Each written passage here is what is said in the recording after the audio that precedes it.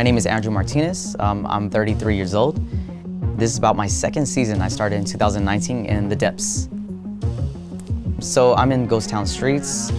I feel blessed to be, I was offered that role. I wasn't sure if I'm supposed to be like bringing something or they were gonna give me a character. So I was like, oh, you know what? Let me come up with something in the meantime. Best thing I could think of was just something within my culture.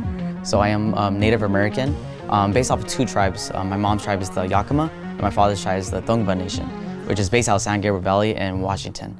Within that, I did a lot of research, and I kind of spoke to my grandmother, because she's been involved in our culture for so many years. She's been doing a lot of like powwows, so she kind of like was throwing out little hints. Well, what about like something a little scarier, like a witch? And I was like, oh, you know, that'd be great.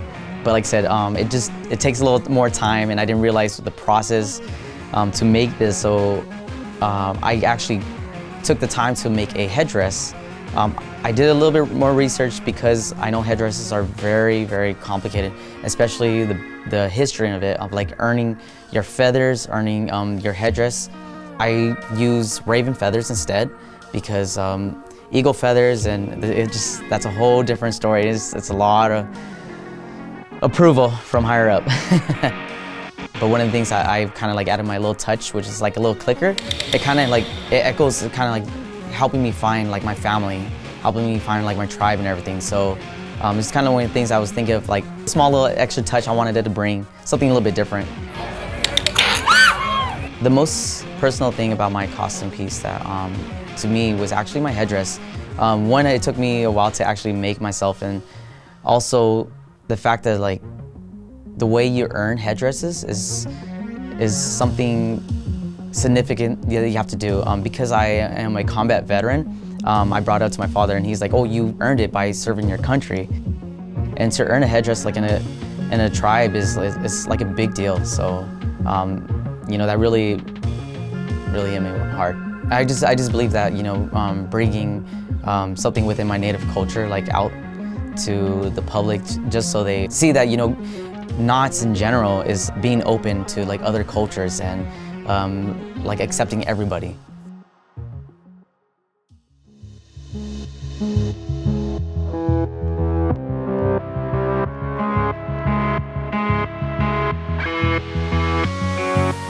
My name is Ashley Lopez. I'm in Camp Snoopy, the Hollow. This is my 7th year at Haunt. My character's name is Syvie, but most of the time out there they call me Pixie.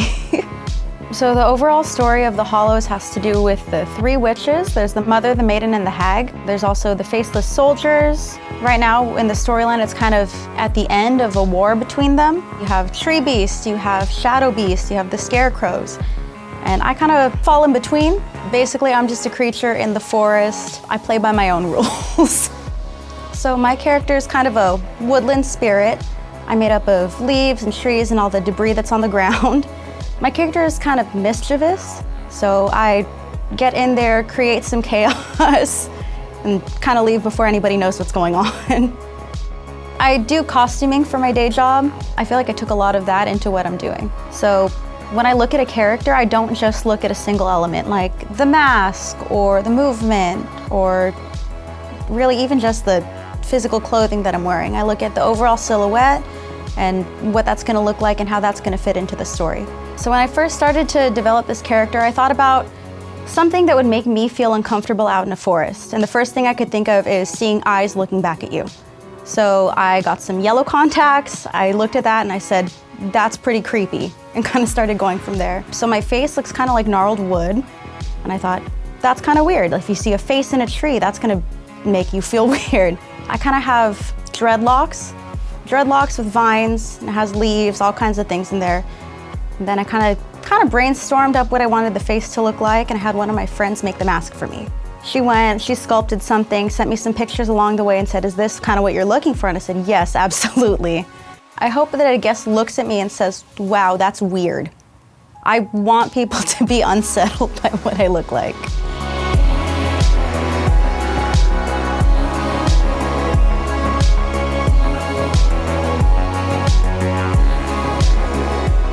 My name is Clayton Diaz.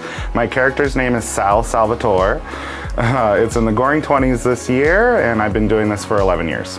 So I have me, Sal, and then I have my sister. Her name is Val. So it's Val and Sal, and we're both mobsters, and it's a lot of fun. But yeah, the mobsters just kind of, they don't say run the show. They work with the gin runners and the bouncer and the singer, and I have a love interest with the singer. And you know, she has this gnarly slit throat, and the story is that I slit her throat because I was tired of her singing, and just kind of like stuff like that. So like I said, it's a work in progress, so the story just kind of builds on each other. I didn't have that last week. That wasn't part of my backstory, but you know, you flirt with one of your monsters, and all of a sudden you're in a love story with them, and you get a backstory and this and that, and it just grows from there. So like I said, I was by myself, and now I have a sister, and now I have a love interest, and that's how quick it goes. It's pretty fun though. A personal element to my character would definitely be the props that I bring to it. I have a ton of them. I have money in my coat. I have a butterfly knife. It's pretend, obviously. I have brass knuckles. I have cigars. I have cigarettes. I have all kinds of stuff. So definitely the more personal traits to my character are all the props that I get to use. It just makes it easier to entertain people. If you're just out there by yourself, that's all you can rely on. But if you're in a zone like the Goring 20s where it's supposed to be kind of immersive and it's more of an experience. So if I'm standing on the corner and I'm counting money when people are walking by, it's not necessarily scary, but it's like, oh hey, like that's a mobster, he's counting his money. Like, or if I'm sharpening my knife or I'm putting on my brass knuckles ready to fight someone, it's just kind of, it just brings like a different element to not such a normal kind of scare. One thing, I guess, I would hope that they will remember is just not to mess with me. Just do not mess with that man because he will end your life. Don't walk up to him, don't ask questions, don't ask him where the bathroom is, because he will not give you an answer. Watch out, because he's growing. His first year, just wait till next year. Just wait till next year, we'll see what happens.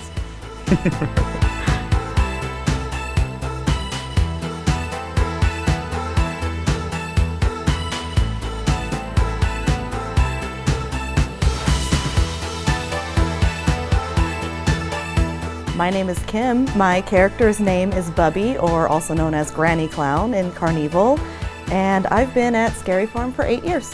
Poor Bubby. She was cursed by the Green Witch to more or less kind of tricked into being the world's oldest woman. She's cursed with eternal life and gets to wander the carnival, just kind of being bitter about it at this point. After being around for so many years and seeing so many things and so many people growing and leaving and dying, and you know, it gets old. And she doesn't get any older. I pulled Granny, or Bubby specifically, from my grandma. Not saying my grandma is scary, but that she is in fact a Bubby. The voice that she has, my mom and my grandma were from New York, so she's got a very distinct accent. And I was like, all right, cool. And so when I went in on audition, I was just like, here she is, you know? Drawing her from, you know, just what I saw growing up, what was in my very own household, how my grandma sounded and how, you know, she would do her hair. Granny has a little pill bottle in her hair. My grandma, you know, like a normal person, had a set of rollers in her hair. Being in Carnival in general, we're different. We've got the lights and we've got, you know, we're clowns. I can sometimes go up to somebody and get them with that little snide joke, or, you know, do your slow creep and get them. I like that I could just, depending on the mood, depending on the crowd, she can do different things and play to the crowd differently. It's so fun. When I used to come as a guest, my favorite was always the clowns, because you get that extra little interaction time, you know, whether it's, like I said, like a little joke or a little one-on-one, whatever.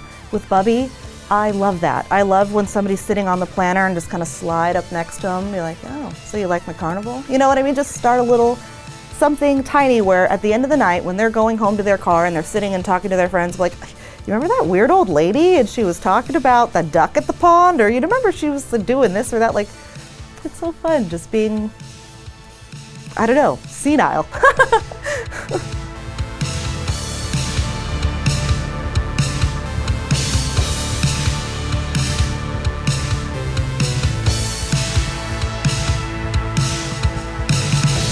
This is a culture. It's a part of who I am. It flows through me. If I'm lucky, I'll keep coming back as long as I can keep coming back. I've come back year after year. You know, You get tired, you get grouchy, you don't sleep a lot, but ultimately it's worth it.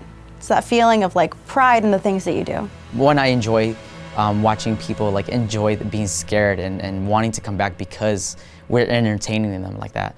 But also on top of that is that cherry is like the community. Okay, there's a term that kind of gets thrown around and they call it haunt family, right? To me, some of the people I have met here are so cool, so amazing. You just can't ask for a better job. It's a blast. And when you get to do it with your friends, it just makes it even better. So the friends that you make here are ridiculously amazing, like tons of them. When I'm not being Granny, I'm a wife, I'm a mom, I've got 2 little kids at home. I come here and for my set hours of the night, it's like I put Kim on the back burner and I get to be Bubby. I get to bring somebody else to life and try something new and get weird and have fun and just be like silly with it and make people scream and laugh and smile and like be in on the joke with me, and it's awesome. It's a lifestyle.